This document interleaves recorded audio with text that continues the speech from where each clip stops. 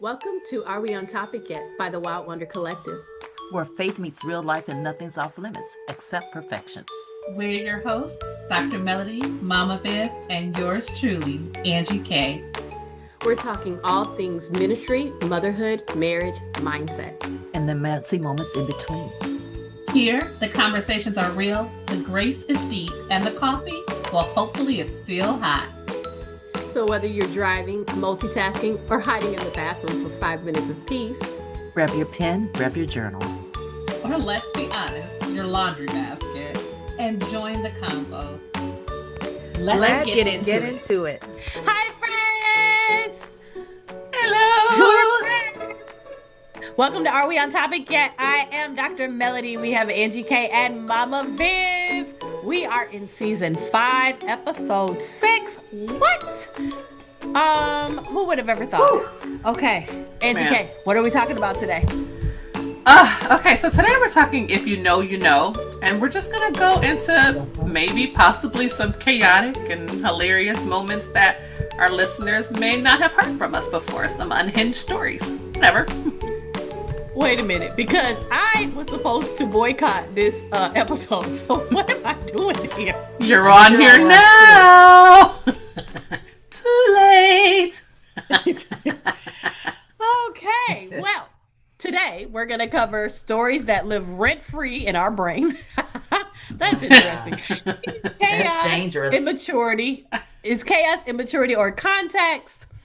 When unhinged is just unmasked, the version only close friends know, and growth in the story. Now, listen, I feel like the version that only close friends know, my friends out there have been getting to know over these seasons, because I feel like the longer the more Melody really starts showing up.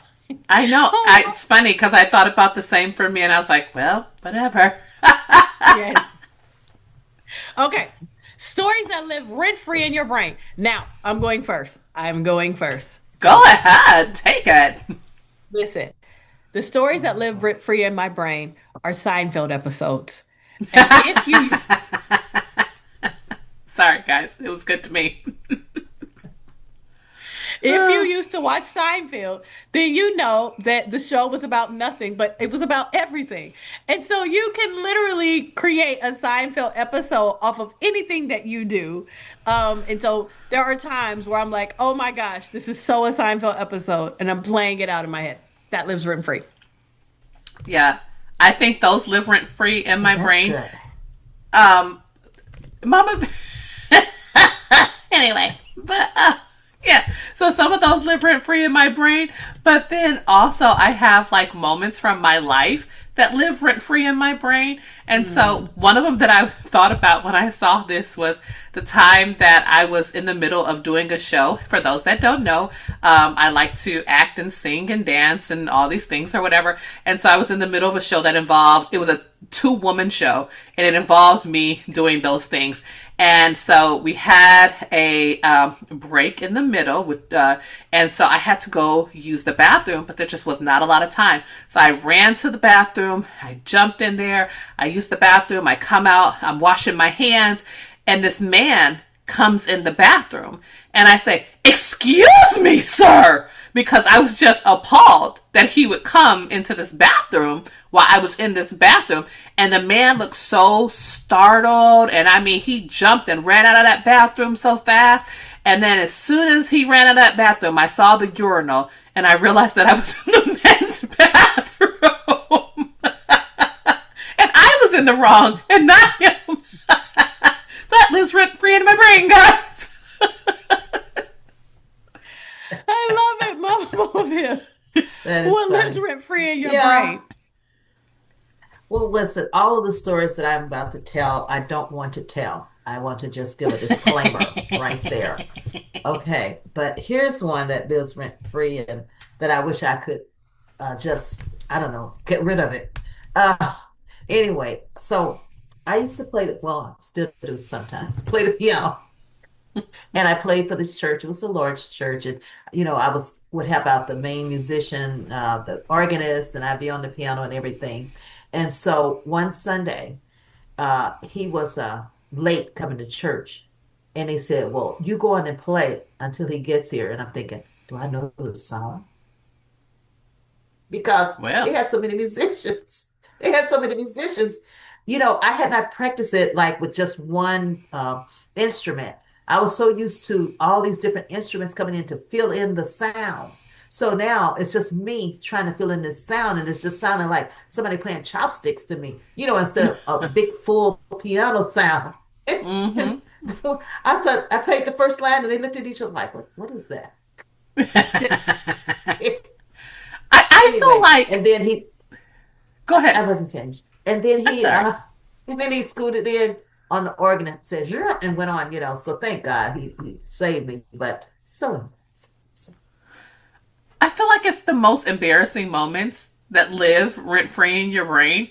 And I don't know why, Yes. but I yes. feel like this. Yes, Yes. yes. That's what I was sitting there thinking about while you guys were talking. One thing I will say that lives rent free in my brain is past conversations because they just play in my Oh mind my all the time. gosh. All the time, all the time. Anyway, but the story that popped in my head, actually two. One is when I laid my hair in a plate of syrup. Don't ask me how. I know I did. What? I did. And mom had to wash my hair because I had that syrup in it. And she was at rehearsal or something, and I was standing there with her, and she was like, "Oh, I have to go." Melody's laid her head in a plate of syrup, and we have to wash it out. Not that And she that was told really everybody. embarrassing. Yes, it was really embarrassing. And I think I even told her that it was embarrassing. And she was like, "Oh," because that's what parents do. Just But Sarah. yes, but the other time of embarrassment that I thought about was I think it might have been my first solo at church, and Oh, I so don't even think cute. it was a duet. I think it was a solo, but I led the song, and when I led the song, there's the lead and the chorus and all that stuff. I did not wait for the song to end. When the choir started singing the chorus, I went and sat back in my seat in the middle of the song I because I understand was that. Yes, you shy. did. Yes. Yes, I Yes, you understand that did. very well. Oh my gosh. Oh my Yes. gosh. I tell you, another embarrassing time for me was when the group that I was playing for, and we were having this concert, right? And we had practice and practice, and everything was going really well. And we got to the very end, the last song that we were going to sing, and I kept playing the introduction over and over. And I'm wondering, why are they not coming in? I'm giving them this space, like, come in, start singing, looking at the director. And then she mouths to me, that's the first song. I was, Ah, well. was it? Woo! Isn't that fun? So that That's brings so us much to, fun. is chaos immaturity or context? That seemed like a chaotic moment. It was very chaotic. Oh my goodness. Oh my Like, gosh, my gosh.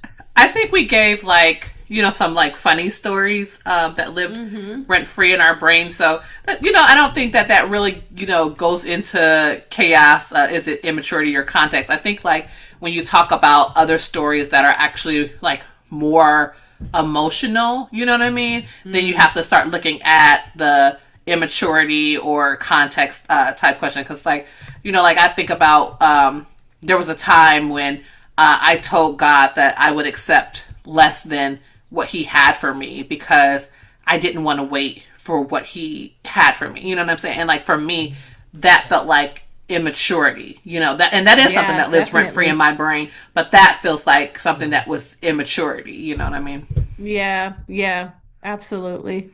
yeah, I mean, yeah. I don't know. Only thing I can think of in that way is me being angry with God because I could feel emotions, and I was feeling the emotions of grief because I had so much loss. It was like three Mm, different losses at the same time that I was grieving, and I didn't like tell God I'm not speaking to you, but I mean, I guess in a way I really wasn't speaking to him for real like that. But Yeah. yeah, I definitely feel like that's way more immaturity.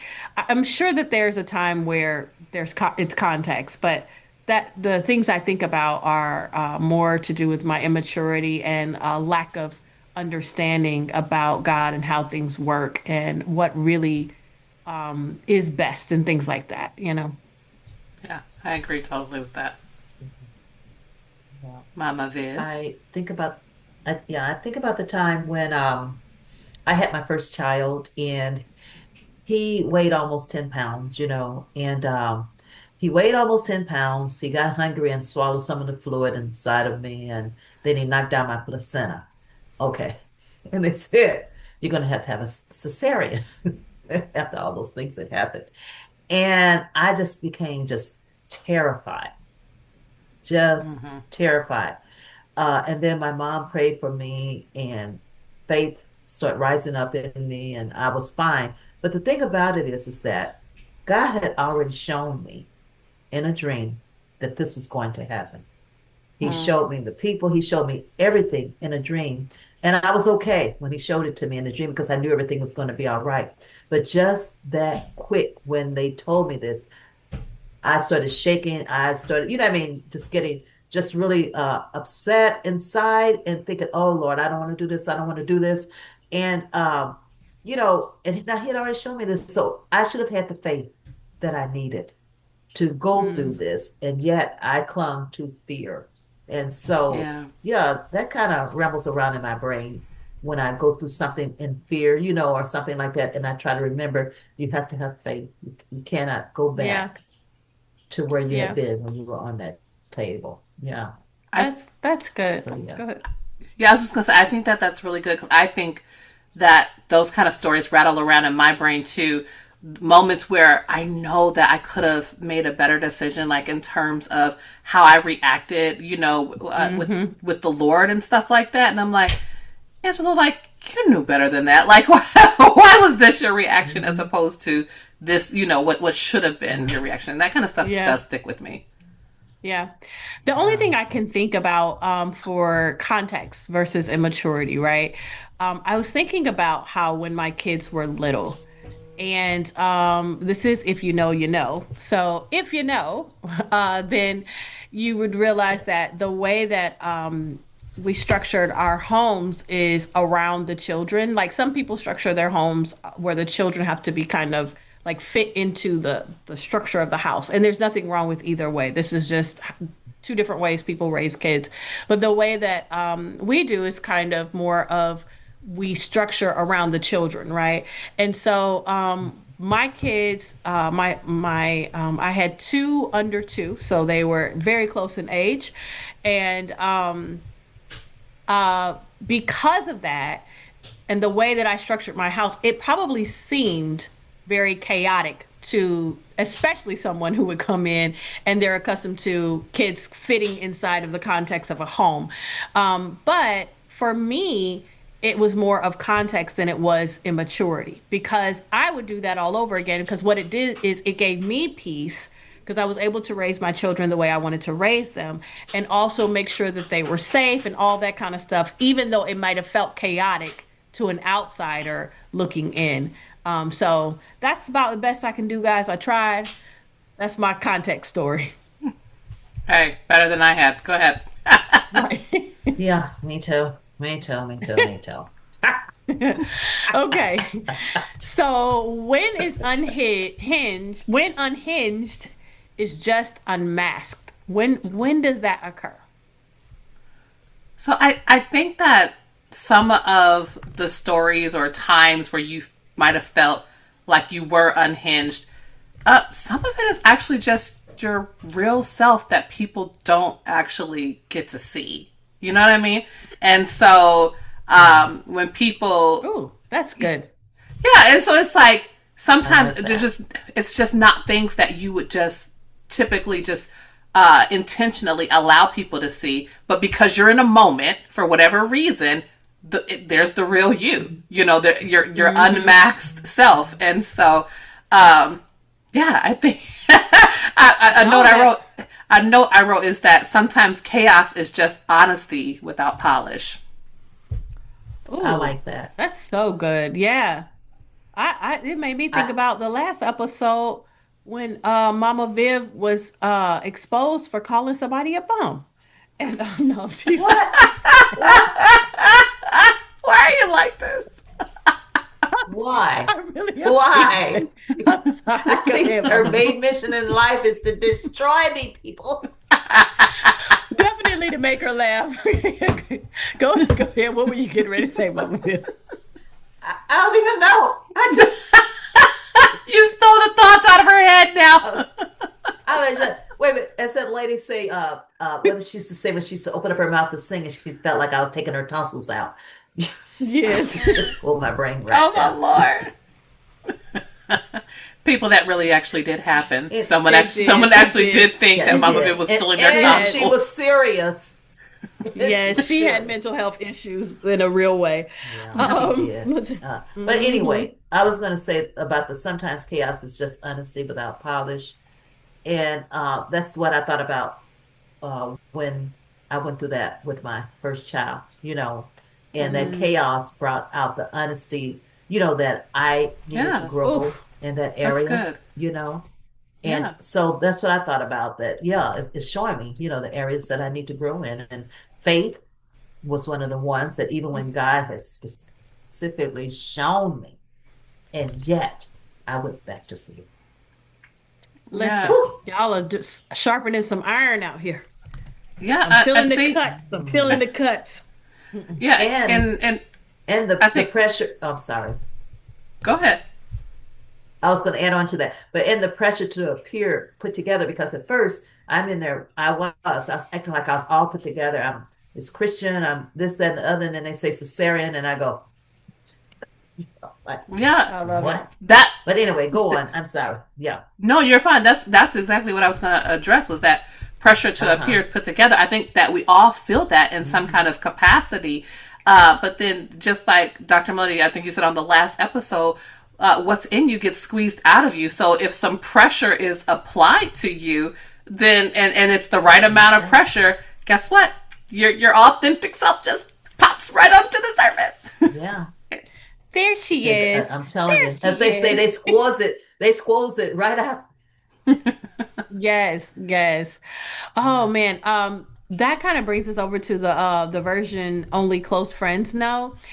What it makes me honestly think about is like with little kids when they like go to school and the teacher is like, "Oh my gosh, they're amazing. You've raised the greatest child on earth," right? And at home you're like, "Where is Sight. this kid I'm from sorry. school?" But what Mama Viv used to say to me was that you have to realize that you're so special that this child feels so comfortable with you that they are themselves 100%. Isn't that Yes. fun, guys? A They love you hundred so percent.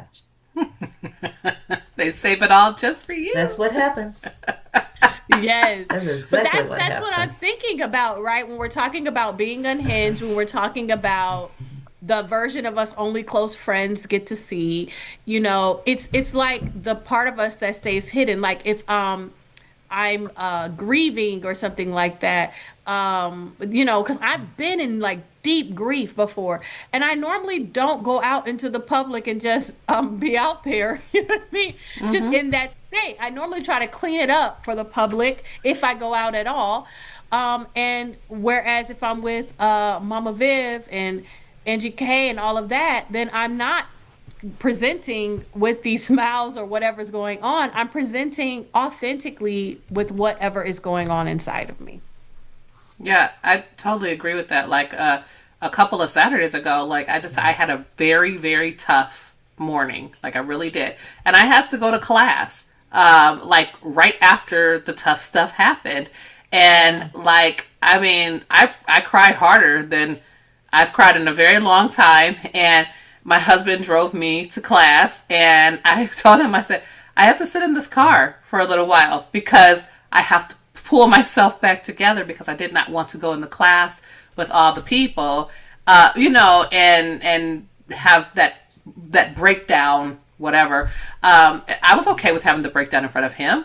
And then even Mama Viv was in the area, and she came and sat in the car with me for a little while.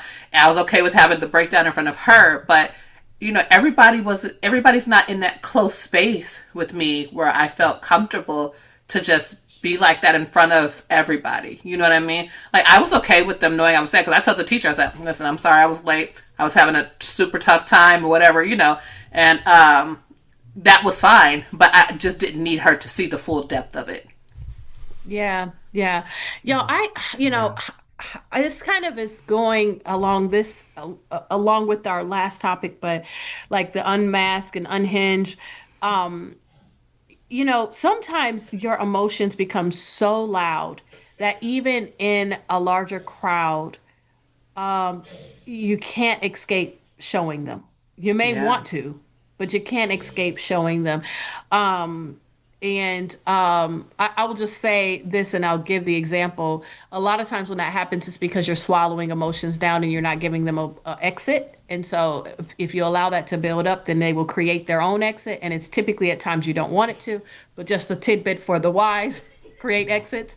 But the time I was thinking about is the death of one of my exes, and we went to the funeral the day before, and we went to church the next day. And I had told Mama Viv, and maybe Angie K, because we were going to her church, that I did not think I should go to church that day. But they were going to church, and Mama Viv was refusing to let me stay in that house by myself. I understand why, but she would not let me stay there. And so they started singing or whatever they were starting, whatever process they start for church. And I might have lasted about 30 seconds. And I was like, I've got to get out of here because I'm in this huge place with all these people, but these emotions are just like surging out of me. And I remember just running out into the foyer. And of course, Mama Viv came out there after us because she's an amazing mom. And I just cried and cried. Even now, I can feel the emotion of that time in her lap. And I'm not talking about tears just rolling, I'm talking about boo hoo, sobbing cries in her lap, and people walking by asking if I'm okay because of how bad this looks. But I could not put myself back together enough Yeah. to even stop or respond. You know what I mean? And so sometimes, like, emotion can be so loud and powerful that even when you want to reserve it for just the close people, it's coming out anyway.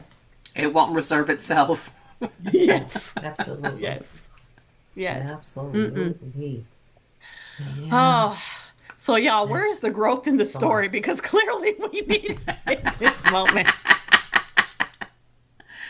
Oh, Oh, Lord mercy. I um, know. I what do know. you even say? I just feel like, all of these moments where you're having these outbursts, if you will, of yourself and your true feelings and whatever they are growth moments, Hmm. and they're teaching you how to manage yourself, Yeah. teaching you how to manage the things that you're feeling on the inside. And just how you were saying, Dr. Melody, about how, if you haven't given your emotions an outlet, they'll find a way out. This kind of stuff, it teaches you that, Yes. and if Yes. you're not careful to manage the lessons, then you pull the negative out of it instead of the positive Mm. out of it. You pull, I'm gonna squeeze into my shell, or things like that, instead of saying, okay, for me, I need to do X, Y, and Z positive things. You know what I mean? So that I don't have these Hmm. moments where it's just crazy. And that doesn't mean that you can't have moments or whatever. It just means you just need to manage them good. Yeah. Yeah. So good. That's Yeah, exactly what I was that's thinking. I was true. like, the growth in the story is how I learned how to manage grief better. And I learned what it actually looks like and how it actually feels when grief can really truly overtake you, especially when you run from it. So yeah, it is like those rich lessons that you get from those experiences. Yeah, I would say that my growth was in, learning how to say activate faith in trying situation in emergency type Yeah. situations. And I found that after that, I was put in emergency situations over and over and over again, with me being at the head of the situation. Even if I was youngest, I would still look like the head of the situation. And so it seems like that what happened with me when I had my first child was very pivotal in shaping me into that person that says, okay, you had something, it didn't go like you expected, it went really crazy and everything. All right, you've had your moment to say, or whatever it is. Now, come on, log in with Jesus, and let him just take the wheel. And so people who know me, when they've seen me in emergency situations, a lot of time, that's what they talk about. They'll say, well, you're so calm. And it's not that you're really just that calm, but you do what has to be done and ask God to help you, you know, do what needs to be done. And I won't say this is 100% of the time, but I believe that it happens often. And I believe that was part of the reason is because of what happened from that very first time. Well, maybe not the first time, but anyway, what happened in the story I told. I love Yeah. it. Well, guys, go ahead. Go ahead, Angie K. No, I was just going to say one of the notes that I wrote on here was growth doesn't erase your messy chapters, it reframes them. And it's like, yeah, so the stuff you went through, it doesn't get erased. But if you allow the growth to happen, you can see how all of those things are used for your good, no matter how bad they were, or no matter how embarrassing or whatever adjective that you're feeling. Yeah, so good. Well, guys, we are at my favorite time, which is our time of encouragement. And so we're going to encourage our listeners. I actually already have mine. I've been taking a back seat for all these episodes, but this time I'm going first. And mine is, Well, yes, it's too late. Mine is live, laugh, love, and learn. And I'm why going to didn't use, you go I'm going last? to read the note that I wrote, which was the stories that you Hope it's once not the. hid. Wait, Mama Viv, you've got to stop this. You've got to let people get their thought I'm, out. so- I'm sorry. I'm so sorry. She's like a wild person. I know. But anyway, the stories you once hid in embarrassment often become the ones that humble you in the best way. So good. Yeah, Okay, that's true. Mama That was Viv. that was actually mine, and that's okay. And I had a little more to say with that, but that's all right. I'm gonna go with you are allowed to laugh at your life. So great. Okay. So on that note, we want to hear from you. Nothing Yes. about your funniest, wildest stories make you less faithful, less thoughtful, or less grounded. They make you real. What past chaotic season actually shaped your confidence or resilience? So drop us a line in the chat, guys. We want to hear from you. Okay, Angie K, what's next? All right, so we're going to go a little deeper next time, and we're going to talk about the things that we carry from childhood. No one looks Never excited. gets easier. Never And gets we're not easier. talking about that blanket. Well, thanks for joining, friends. We'll see you next week. Bye. Bye, Or guys. maybe we are. That's another episode of Are We on Topic Yet from the Wild Wonder Collective. If today made you laugh or feel a little more seen, Go ahead and hit subscribe, share it with a friend, and leave us a review.